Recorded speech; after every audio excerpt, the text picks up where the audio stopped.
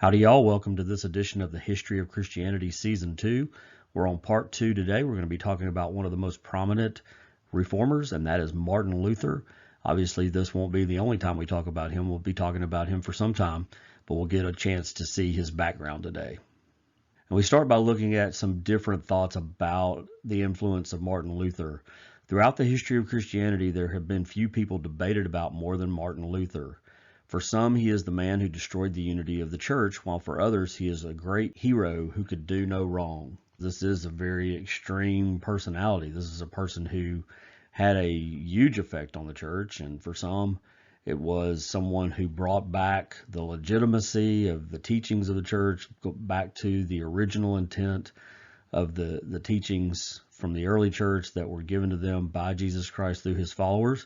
But then for some, the emphasis is on the fact that he is the one who brought about the split of the church. So you're going to be in one side or the other of this, but what we're going to find out is neither of these extreme positions are completely true. So he's not the great devil, and he's also not the heroic person that some portray him to be. He's a human being who had flaws and also had some positive things about him as well. Luther appears to have been a studious man who was also uncouth and rude in his manner. He was a guy who spent a lot of time studying. He knew what he was talking about. He was very dedicated to Scripture, and yet his manner was not always the best. It goes into that saying that it's not always what you say, but how you say it. Obviously, there were going to be a lot of problems with what Martin Luther was saying. So it definitely was about what he said, but it also was about the way he said it. He had a manner about him that was not always very polite. And so you had the added thing of not just what he's saying, but also I just don't like the guy in general. I don't like what he says or how he says it. And that's a flaw that he had. It contributed to some of the conflict that came about in his life, even among some of those that supported him.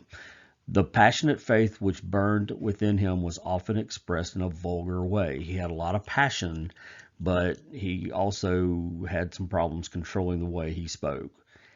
It didn't go without notice. It contributed to some of the problems that he had. Nothing mattered to him more than his faith and his obedience to God. Once he was convinced that God was directing him in a particular way, he followed it regardless of the consequences. There's a lot to admire about that. It's also something that can be dangerous. We do admire people of faith and passion. However, they're not so admirable if their faith and passion is not in the right thing. Now, for Martin Luther, I don't believe that to be the case, although some would. He was a man of great passion, and when he thought God was directing him in a way, you couldn't stop him. He was going to go the way he felt God was leading him to go. Martin Luther had that personality. Unfortunately, he tended to underline what he found most important by exaggerating.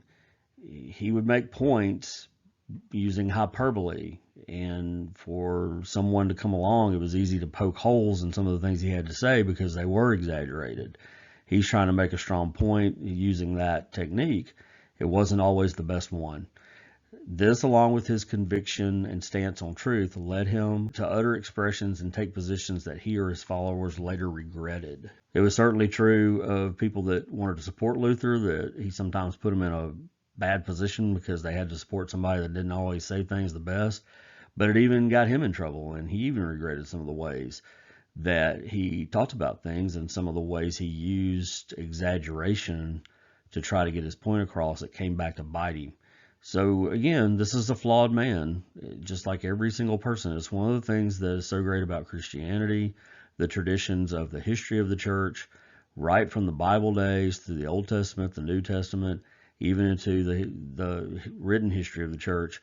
People are not glorified. They are shown warts and all, flaws and all. There are no perfect people that God uses. They're all of us are going to have good points and bad points, and Martin Luther is no different. The time was ripe for Luther and for Reformation. The invention of the movable type printing press gave his writings a widespread audience. Luther was able to get his thoughts out there to the common people. This was so important. Remember, there's already a feeling among a grassroots effort among the people of the church, the commoners, not the people in leadership, but those under them, that something's not right. There needs to be some change. Luther was able to harness that, whether he even really knew what he was doing at first or not. He was able to get that support because he was able to get his thoughts out there, and the way he did that was through being able to print and distribute materials. The growing German nationalist movement also served him as a means of very valuable support because he was a German. People that were really invested in Germany as a nation and as a people wanted to support him because they felt like he was a voice, not just for protest in theological matters in the church, but also protest against the way the church had treated Germany, kind of using it as just a bank for them to get money and suck people dry. They saw Luther as a champion against that kind of stuff, and he was, for sure. It wasn't probably his most important thing, but it was definitely a big thing that he emphasized. And so those German nationalists, they really got behind him because they felt like he was a man speaking for them. The humanists, hoping for Reformation, supported Luther, though they might disagree with many of his tenets. Remember last week we talked about the humanists. We talked about the fact that they really wanted reform within the church and not a split. They thought things could change from within. It didn't happen that way, but they supported Luther because they saw in him a guy that did stand up for some of the things that they believed. Not everything. There were points that they didn't agree with, but he was the man that was leading this movement now, and so they were going to get behind him, and many of them did. Political circumstances shielded him from immediate condemnation, allowing the storm of reform to become unstoppable. What we'll see through this is this was a perfect time. Most people in the past who had had opposition to the church to this extent were silenced very quickly. Some of them were silenced and kind of sent out to exile or put away, or maybe they recanted. Some were actually killed. Luther lived in a time and the circumstances of which he was able to be protected, and it allowed him to stand up longer than many that had come before him, and therefore he was able to really lead a movement that probably would have never happened at any other time before now. Certainly not in the immediate past from this time. So timing was perfect for Luther, and he actually was the right man for the job, although he did have his flaws as well. We need to look at Luther's background to understand how he got to the point that he did. Luther was born in 1483 in Eisleben, Germany. He grew up with parents who treated him very harshly. This is going to be a big factor for him. He got his idea about God from the way he was treated as a young man. It's not unusual for people to feel that way. God in the Bible is depicted as a father. Well, what happens if you have a father that's terrible? What happens if you have a father that is very wrathful? What happens if you have a father who is vindictive and seems to mistreat you or is just very, very harsh? All of a sudden, your view of God can be skewed because of the fact that you are thinking of him as your father, and your father might not have been so great. Now, we know that God as a father is going to have all the best qualities of fathers, but not all people experience the best qualities of fathers.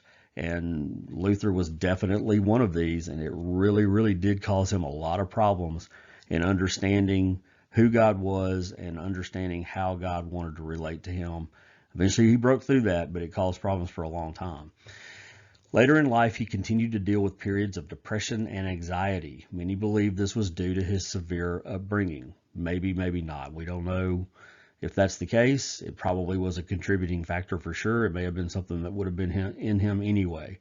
Regardless of that, it's a factor how you're raised. And for whatever reason, he did deal with some real problems in his psychological makeup, depression and anxiety throughout his lifetime.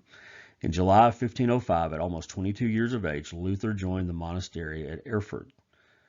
This went against the wishes of his father, who had planned for Luther to become a lawyer. And he didn't just plan for it. He had had Luther educated and had him set up to be a lawyer. He thought that Luther would be a great profession for him, that he would do really well. He would monetarily be set for life. And his father had this great plan. Well, it's not hard to believe that a father who Luther looked at as being kind of a tyrant is not somebody whose plan he wanted to follow. And Luther decided to go against him, but it wasn't purely just out of spite against his father. Ultimately, Luther believed a life in the monastery would gain him salvation, while a life gaining riches as a lawyer would not. Luther intended to make use of the means of salvation offered by the church, of which the monastic life was the surest. You have to kind of remember what the church is teaching at this time. You have to be in right standing with the church in order to be saved. It's not just a personal relationship you have with Jesus Christ. Penance is a big part of that. Luther wants to hedge his bets. He is terrified of eternal damnation. He is terrified of an angry, wrathful God who is going to send him straight to hell. And so he decides, if I spend my life as a lawyer just doing things to enrich myself, that's not necessarily going to be a great look on Judgment Day. However, if I spend my life in a monastic order and give up the things of this world in order to help preach the gospel and reach people for the God that I serve and for the church, then I'm going to be in a little bit better position, and I want to be in the best position I can get. It was a flawed way of thinking because of the realities of what the church was teaching, which was not correct. But it was also not a bad way of thinking, having that idea in mind. If you think your eternal state is based on these things that you do with and for the church, then you are absolutely correct to do everything you can to make yourself be in the most favorable position, because after all, we're talking about eternity. Our life in this world is a drop in the bucket compared to what eternity is. And Luther realized that, and he was trying to put himself in the best position he could. At first, Luther's life at the monastery was a happy one. It did not take long for him to be promoted to priest. He did really well at first, and he got promoted quickly. But that kind of set the ball rolling on some problems, because soon after that, he began to feel inadequate, and he had that ongoing fear of God's judgment. All of those things contributed to him being overwhelmed with terror. He couldn't really do the job that he had been promoted into because of the feelings he had of just not being worthy, that God didn't accept him, and that he was probably headed to hell regardless of what he did. That's not a great position for a church leader to be in. That's tough. And Luther was dealing with that. He was fine when he was the low man on the totem pole.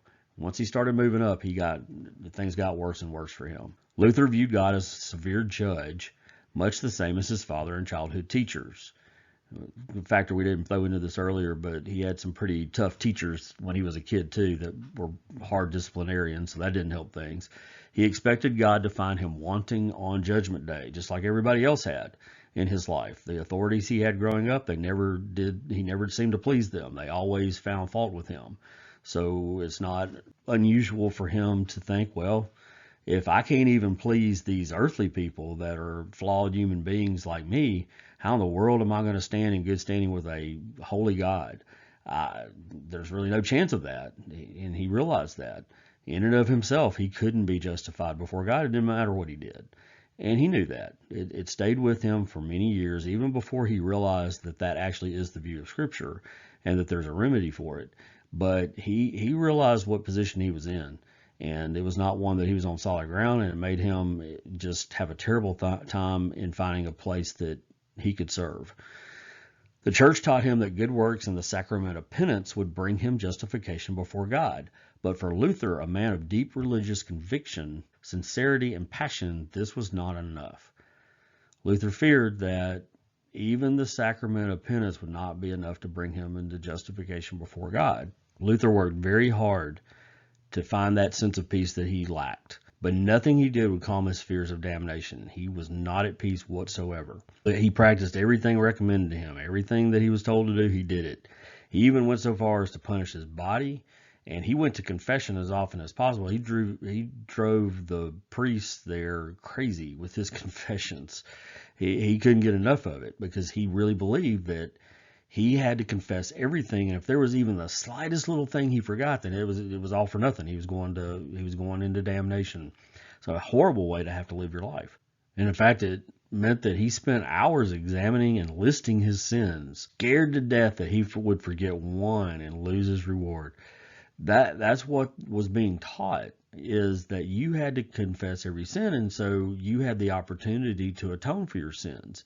Even after coming through the church, even after coming and doing everything you were supposed to do, you still had to deal with the sins you had committed. And so, but penance was the answer to that. You just went in and confessed and did what you were told to do, and you were good to go. But Luther knew enough to understand that there was always the possibility of some sin that creeped in that he didn't know about, or he forgot about, or he didn't really realize it. Maybe something subconsciously or in his mind, a thought, any little tiny thing. He's thinking, I could confess a thousand sins, but if there's the one more, 1,001 that I don't get to, or I don't realize, or somehow whatever, then it was all for nothing. I might as well not confess any of them, because that one is enough to get me sent to damnation. So he would go about I'm going to get every one. I'm going to make a list of every single sin, but the more he studied them, the more he found. And he remained in a state of despair because he finally realized there's no way I can get them all. There's always going to be something. There's always going to be something. And even if I did, I would never feel at peace about it, because I would always think there's something I'm not getting. His spiritual advisor next recommended Luther read the great teachings of mysticism. In mysticism, Luther found a path to salvation for a time, but soon that path led to a dead end. These guys that were dealing with Luther, they were just beside themselves of how to deal with him. None of the answers they provided helped. He was always in the confessional. He was always feeling like he hadn't done enough, or didn't confess enough, or there was something to be afraid of. So one of them suggested, look, why don't you go read the mystics. They had a little bit different take on this, and it might lead you to some peace. And it did help him for a little while, but eventually he analyzed it and realized there's a dead end there too. The mystics taught Luther that all he had to do was love God. Sounds easy, right? That's a relief. But then Luther really started being introspective again, taking this very seriously, and he started considering, what are my feelings to God? The God that Luther understood was a wrathful, vengeful God that was ready to judge him at every turn. He was a God that's sitting there with a lightning bolt on his hand, ready to strike you with it just as soon as you committed a sin. Because of his feelings about the way he was raised and the severe treatment he had, and the way he had kind of transferred that to the God of his understanding, this was a God that was severe and judgmental, and that did not bring Luther feelings of love. Instead, this whole journey through the mystics made Luther realize that he hated God. He hated this God. So now he's in even more trouble. He can't confess enough sins. And now this loophole idea of just, if you love God with all your heart, you're good. Well, he didn't love God, and he couldn't love God, not that kind of God. And so he knew he's in big trouble now. Luther realized there was no way out for him. It was inevitable. He wasn't going to make it. His sins went beyond what he could confess, and he could not love a just and severe God. What do you do then? Luther's confessor, who is also his superior, decided to try something bold. They don't know what to do with Luther. Do you demote him? Do you take him out of circulation? Do you try to kind of get him out of the way? He went the opposite way. He made Luther a pastor. He did that in hope that study, teaching, and pastoral duties would help him escape his fears. So he promotes Luther to a different position. He makes him a pastor, and he makes him actually an educator at the university. He's thinking, okay, maybe if I give Luther other things to think about, so he's not just sitting around worried about this all the time, he's concerned about other people's problems, put him into more of a practical track, and get him teaching things. He's a bright guy. His mind will be filled with that, and it'll take away from these problems. Well, it was a great idea, and it actually worked. However, it worked a little too well. Therefore, Luther was ordered to prepare to teach Scripture at the University of Wittenberg, and off Luther went to teach. When Luther was forced to prepare lectures on the Bible, he began seeing new meanings in it. So now he's really starting to examine Scripture in a way he never had before, because he's getting ready to teach it. He's doing it not in his own personal study at first, but because he was having to teach the Scriptures. And he starts to really read them.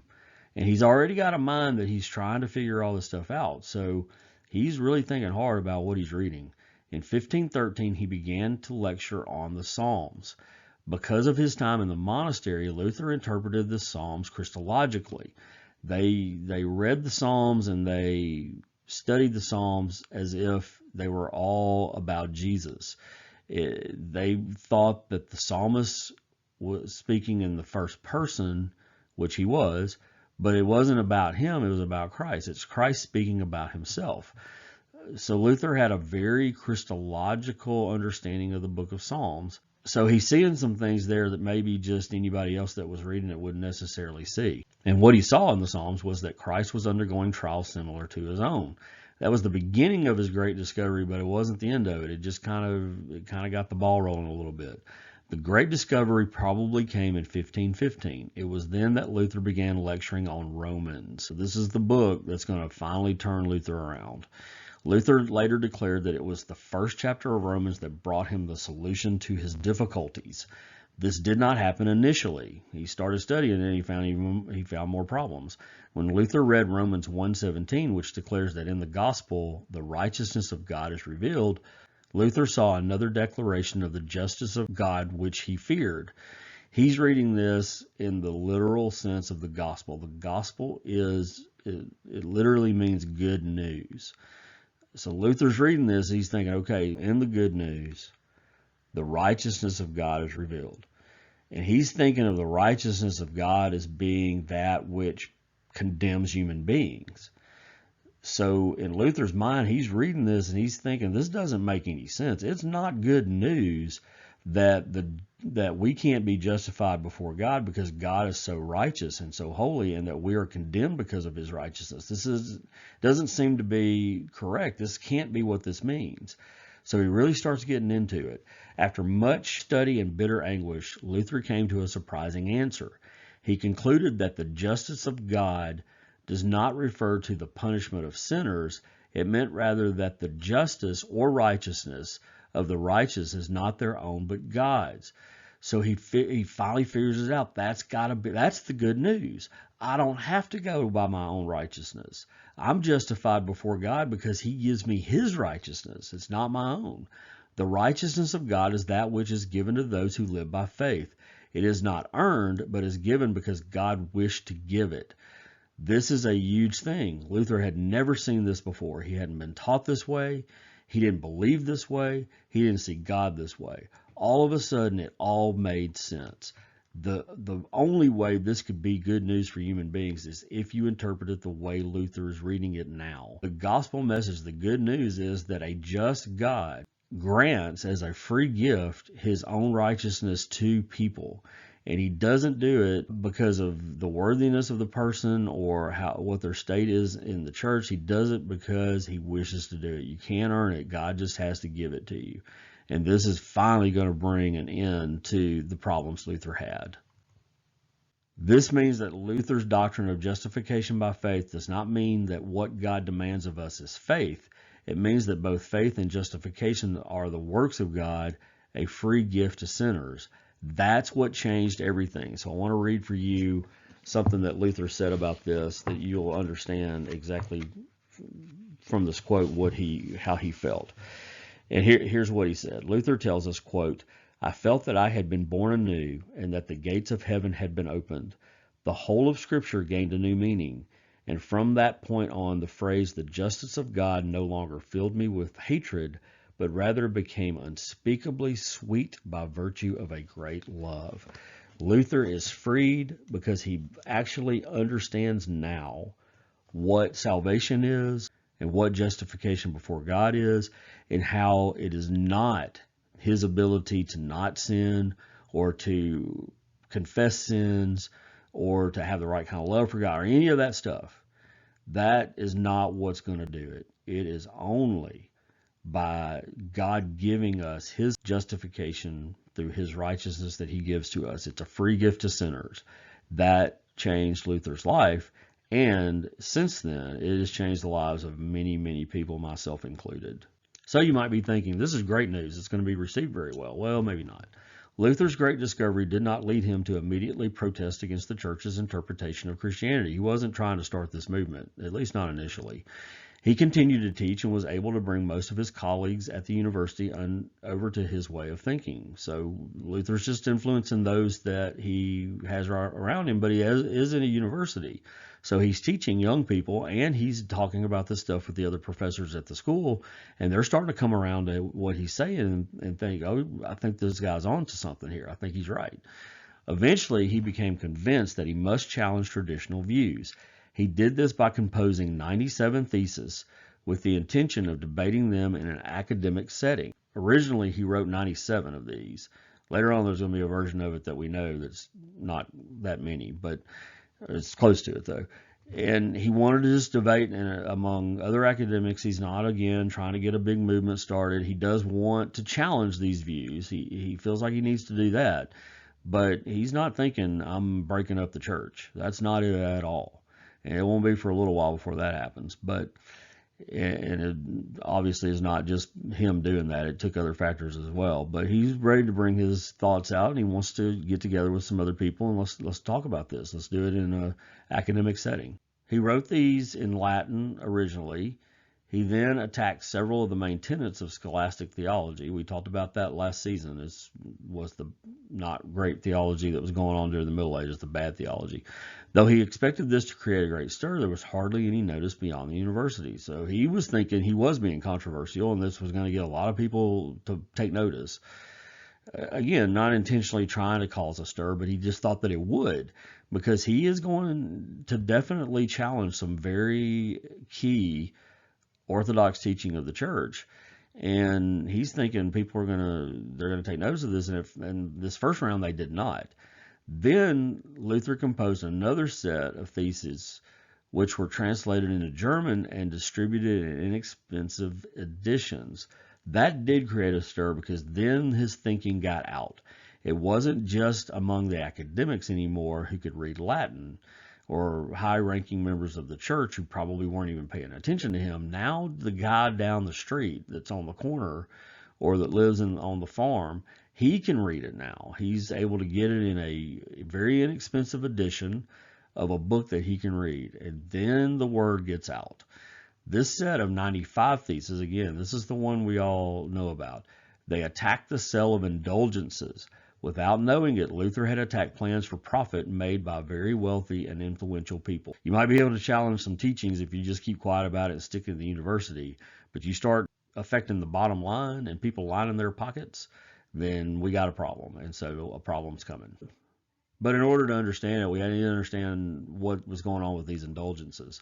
The sale of indulgences, which Luther targeted, had been authorized by Pope Leo X, and also involved the economic and political ambitions of the House of Hohenzollern. Albert of Brandenburg, hoping to gain the Archbishopric of Mainz, had agreed to purchase the position from Leo X for the price of 10,000 ducats. The sale of indulgences would help Albert raise the necessary funds. So here we go, corruption in the church, buying positions. This was something that was supposed to be knocked out. It had been earlier. It came back. These reformers in the church, the ones that had come around trying to use councils, they weren't able to knock it out, and this is just an example of it. It's going to stir this problem up. And you want to blame Luther for there being problems? You can. But what about this nonsense going on? If this had never been going on, then things would have gone, they would have shook out different. But it was going on, and Albert's wanting to buy his position. It's going to be a lucrative one for him, and the Pope wants the money for it. And Albert says, I can get the money, but the way I'm going to do it is I need to be able to sell some indulgences to raise it, and you're going to get a kickback from that. That's going to go to the Pope, and that'll pay for my position. And Pope Leo X is all too ready to go right ahead with that plan. Leo X intended to use the money to refurbish Rome and to finish building the Basilica of St. Peter. So he's going to spend it. He's not going to spend it on taking care of people or helping out the church to reach out to those in need. He's going to use it to try to spruce up the place and keep on making these lavish buildings that weren't helping anybody.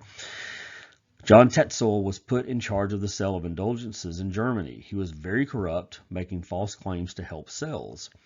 He claimed the indulgences he sold made sinners cleaner than when coming out of baptism. So this guy was good. He was a salesman. He came up, maybe these were some of the first jingles, like the television commercial type of things. He had these little sayings out there. And he said that, man, you get these indulgences, and these are the best ones. They will make you clean just like you came out of baptism. In fact, you'll be cleaner than Adam before the fall. That's a bold thing to say. Before sin came into the world, you're going to be that position if you buy these indulgences that the church are selling. It's just ridiculous nonsense. But it was working, and people were buying them. For those wanting to buy an indulgence for a deceased loved one, Tetzel promised, as soon as the coin in the coffer rings, the soul from purgatory springs. And you got to admire that saying. Some of the worst nonsense that's ever been uttered. But it's catchy, and people will remember it. This is a time, again, that the church is teaching that if you die with some sins, you die with some issues, you're not quite right with the church, you could go to purgatory, this middle ground place, until you deal with that and be able to be worthy to move on up. What you can do, though, is if you have a family member that you think might have been in that position, they may be stuck in purgatory, you can buy this indulgence on their behalf, and it'll take care of their problems. They can go on in. In fact, he said, boy, you put that coin in the coffer, and they're out immediately. And that's a catchy phrase. You got to admire that. You got to admire that level of corruption and dishonesty. Be able to do it in a creative way to bilk people out of money, and boy, this guy was good at it.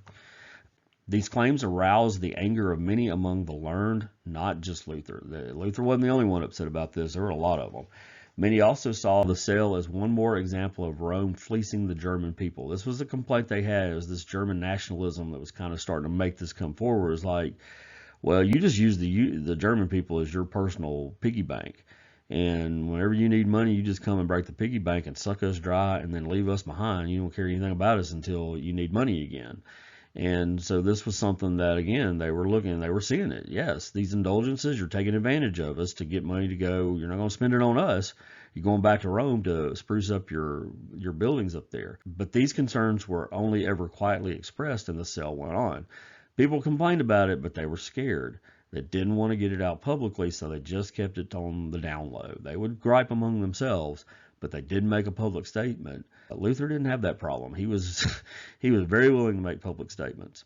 So that brings us to the 95 Theses. What did they have to say? It was at this point that Luther nailed his famous 95 Theses to the door of the Castle Church at Wittenberg. Though Luther thought this set of theses would be ignored outside of academic circles, this set was much more devastating than the earlier ones. People had taken notice of this. It had been distributed to more people, and they read it, and they realized, oh, man, this dude he's coming in hard, and he's making some pretty controversial statements in these.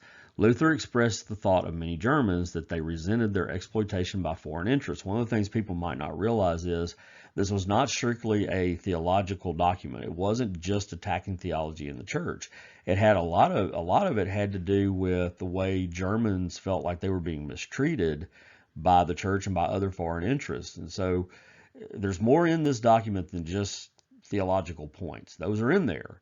But there's a big part of this is Luther standing up for his people against the church, pushing back on what they felt like. And a lot of people felt this way. They weren't saying it, and they didn't have anybody to say it for them till now. But they felt this way, and now in Luther, they're seeing this guy that's going to stand up for them, and they like that.